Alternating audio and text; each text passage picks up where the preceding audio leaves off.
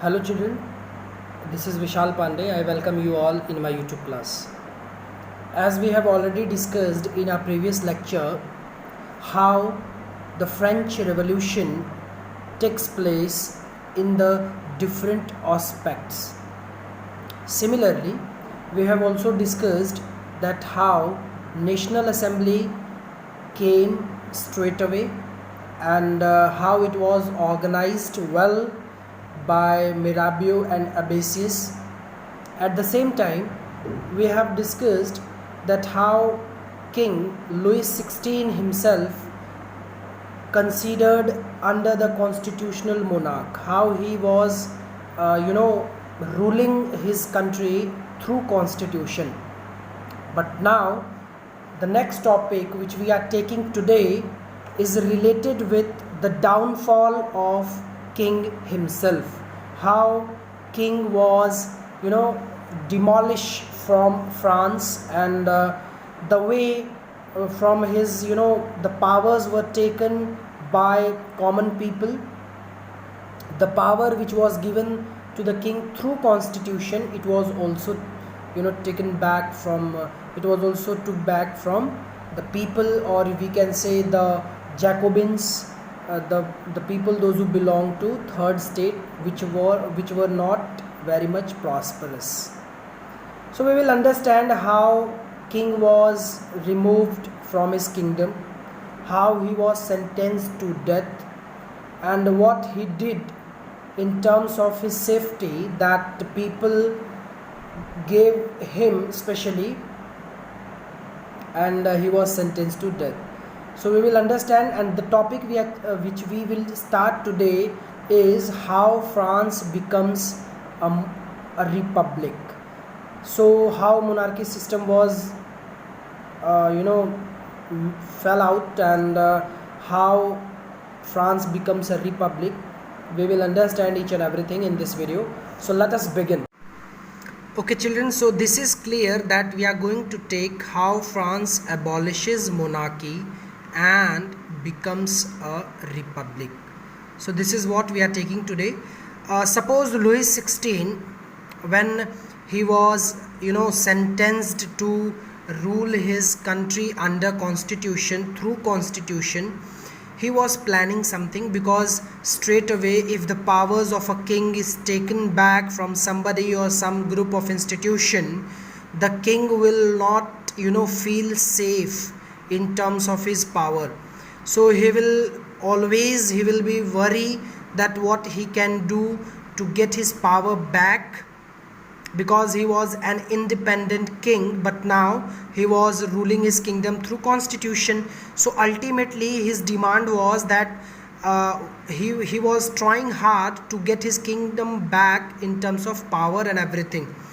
So he started doing a secret negotiation. Now what is secret negotiation? You can see here. The situation in France continued to be tense during the following years.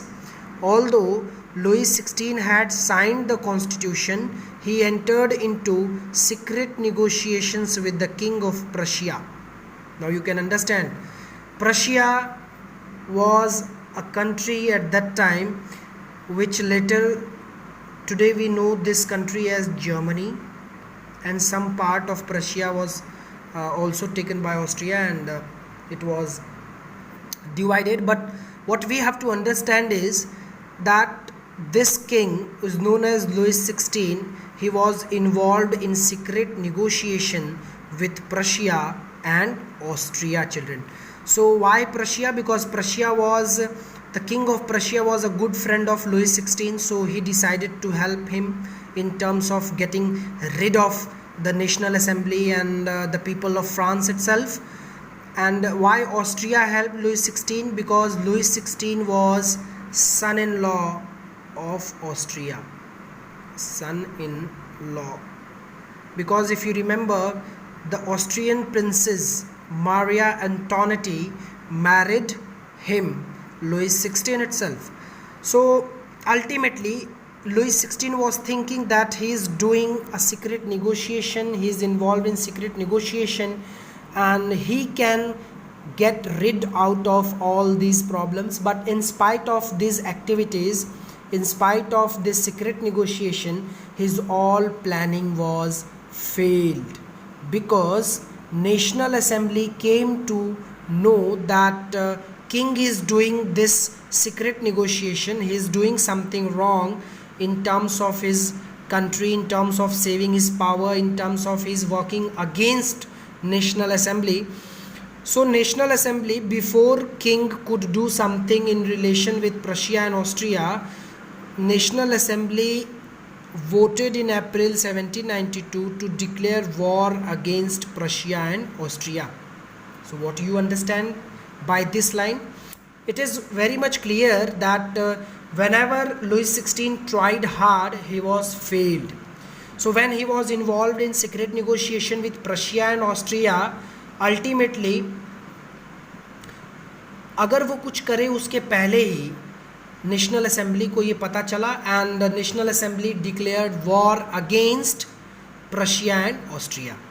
So ultimately national assembly ने Prussia and Austria दोनों के खिलाफ war किया, and national assembly won the war, and they finalize that king has done something barbarous with our country, because he was sentenced to death later on.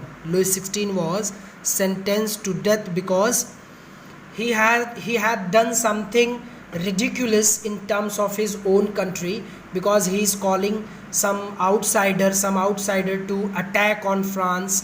So in terms of, he can be called as, उसको एक देशद्रोह माना गया, and people, the national assembly started some cases against him. Leave this story here only. Let us understand कि war में क्या हुआ. National Assembly declared war against Prussia and Austria. तो National Assembly तो war करेगी नहीं. But what they want? They want fighters. They want soldiers. And soldiers will come from where? Not from clergy, not from nobility. They will come from third estate, that is peasantry.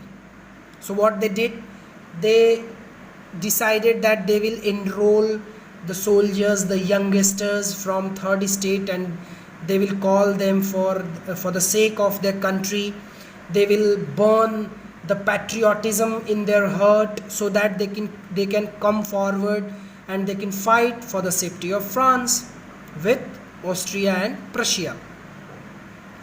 People from third category, they did it, and in terms of making their patriotism more, to enhance their patriotism, they compose a song which was called Marseillaise.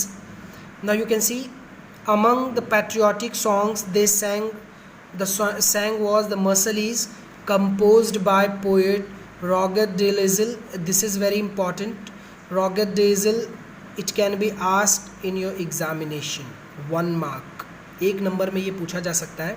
Who composed the song Marseillaise? It was composed by Roger de Lisle. So this poet was very important, and because he composed a song. And what is the reliability of this song, children? Because when people used to go for the fighting, they used to sing this song, and they used to motivate themselves through this poem, through this song.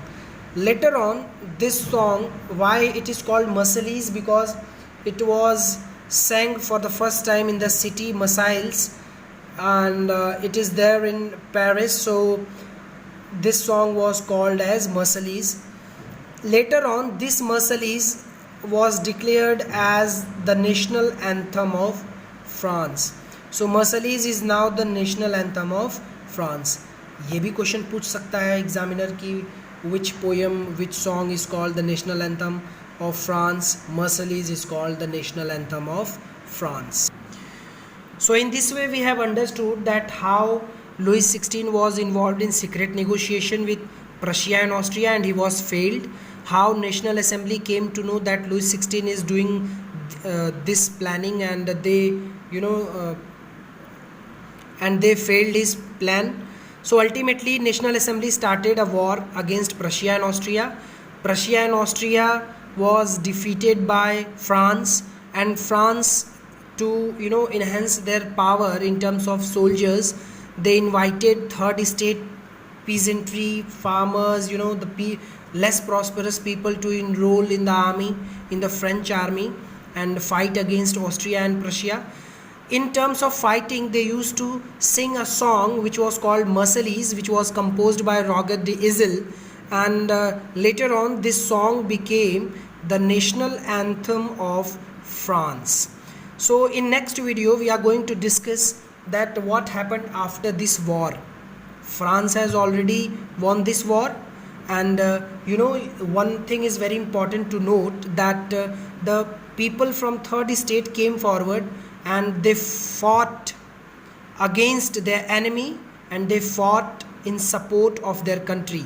Now we can understand that the third estate will enroll in terms of their right. They will come forward because they have already fought a war for the sake of their country. They will demand their right now. So we will understand what right they had demanded, and we will also understand what is Jacobins Club. It is very important as far as this republic, the French Republic, is concerned. So next video will be based on Jacobins. We will understand what was Jacobins, how the people used to become member of that club, what was the dress code of that club, and why its name was called as Jacobins. Each and everything will be understand, and I will cover all the section of Jacobins. So just understand, watch it as many times as you can, and take care. See you in the next video. Bye bye.